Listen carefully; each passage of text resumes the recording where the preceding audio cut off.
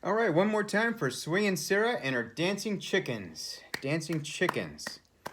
All right, our next act comes to us all the way from Coon Rapids. Please put your hands together for Steve Reed.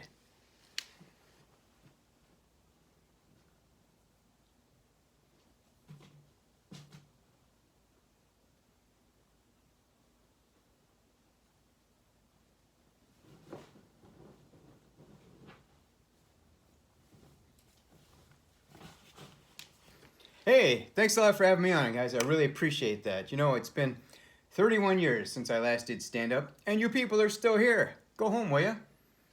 Okay, it wasn't here. It was at the Lion's Den in Seattle when I was visiting a college friend that summer.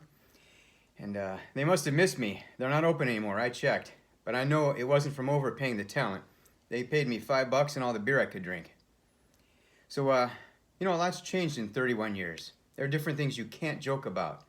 Back then, it was the Green River Killer. I was a white guy, which fit the profile of the killer, and as it happened, my running courses were around Green River. It's only lucky for me they were looking for somebody slightly taller than Tattoo from Fantasy Island. I also found out the hard way that there are other topics that folks didn't want to hear jokes about back then, and one of those was AIDS. I also found out I didn't have a filter. So I was dating a girl around that time, a year younger than myself, when we were having dinner at a folks' house. And we went to the living room afterwards, watched some TV, and on comes a commercial for AIDS. And I clearly remember the announcer saying, when you're having unprotected sex, you're not only having sex with that person, but every other person they've ever had sex with. And I'm thinking, I blurted out quickly, wow, that must be some experience.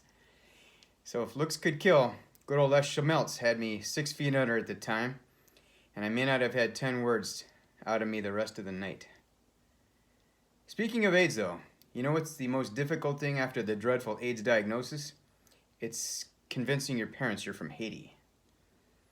And speaking of parents, mine were the original pioneers of social distancing. For most of my life, my mom slept upstairs and my dad slept in the basement.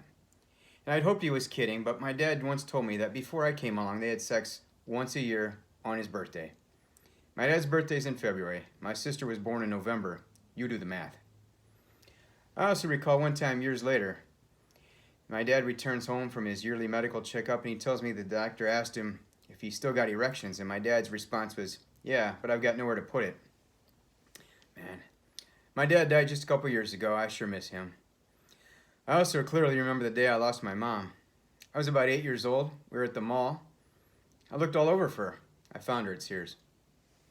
Now, my mom, she sure is something, and I mean this with all due respect. And when somebody says, with all due respect, it's usually followed by an insult. Or in this case, mostly. Mom's given me two things that are either a curse or a blessing, depending on your perspective. Keeping in mind I grew up in urban Iowa, not on a farm, Mom's provided me with such homespun wisdom and phrases like fiddle-dee-dee and you catch more flies with honey than you do with vinegar. Or, my favorite, you'd complain if they hung you with a new rope. I don't care if the rope is old or new. I choose not to get lynched, period. And a little sidebar on vinegar. You know, every mother has their remedy for this or that. One time when I was 10 or so, I got sunburn on my back so badly that I could not walk. True story. Any guesses what my mom's remedy was? You guessed it, vinegar. And I remember that day like it was yesterday. She had me sit on a chair in the kitchen and she slapped vinegar on a rag and made sure every inch of my back was covered. Here's some breaking news, folks. Vinegar, not a cure for sunburn. The other thing my mom gave me was a little more emotionally scarring. If you're old enough to recall the great hairstyles at the time of heartthrobs like David Cassidy and the Fonz, not me. Somehow, some way, I had a bowl haircut from elementary school all the way through the day I graduated from high school. Talk about a chick magnet. I also found out in an early age that I might not have had the look that girls found appealing. Did you guys have square dancing up here in gym class? Well, we did in Iowa. And it was often girls pick your partner. And several times, all the time. Guess who didn't get a partner? That's right, this guy. So who does the guy who doesn't have a classmate get to dance with? You guessed it. It was Mrs. Clausen, the tall but skinny 70-year-old teacher, knocking on death's door, bony hands like a skeleton from high school biology class. Oh, well, I've got one more time for one more story. So years later, I was ready to put these newfound dancing moves on display and attend my senior prom.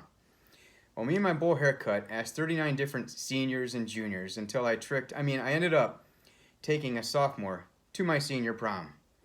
That's okay, I was still excited. I picked her up, that went well, great dinner, things were going well. So far so good, I was on my way to a memorable night. Well, we get to the dance and I kid you not, first two songs, I'm all over her feet. Where was Mrs. Clausen when I needed her? My date was not pleased, and she said she wanted to go home early. I obliged. I think even her parents were surprised she was home before the 10 o'clock news. Well, I still made sure it was a memorable night. I thought I looked nothing short of amazing in my rented tux. As far as a kid with a bowl haircut and two left feet. Anyway, I still wanted to make sure it was a memorable night. I needed to be seen. I wanted to be seen in my tux. So what did I do? I went to every 7-Eleven in town and bought a big gulp. Looking back, I should have just bought a candy bar. But I returned home with at least 8 Mountain Dews, and I gave myself the memorable night, just a different one than what I expected. Thank you so much. You guys have been great, and I'll see you in 31 years.